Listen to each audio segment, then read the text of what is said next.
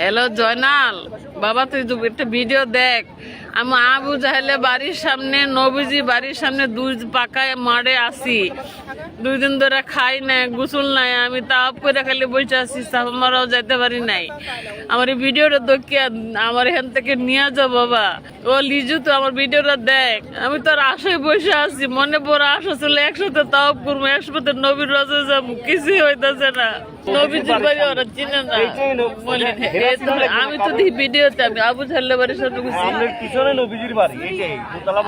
দেখছি দেখছি মহানবী সাল্লাল্লাহু আলাইহি ওয়াসাল্লাম বাড়ির সামনে, আবু জাহেলের বাড়ির হাম্মামের মাঝখানে মাঠে আমি আছি, মদিনার সামনে।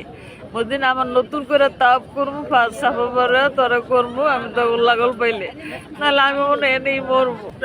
আমার হ্যালো, আসসালামু আলাইকুম। কেউ যদি ভিডিওটা দেখেন, আপনাদের বাড়ি কোন জায়গায় বলছেন? বাড়ি 6 নম্বর, না, ঢাকা 6 নম্বর। ঢাকা 6 নম্বর ওনাদের বাড়ি। ওই সাইডে যদি কেউ ভিডিওটা দেখেন, একটু ভিডিওটা শেয়ার দিয়েন। আর যদি ওনাকে চিনেন, ওনার লোক কারা, ওনার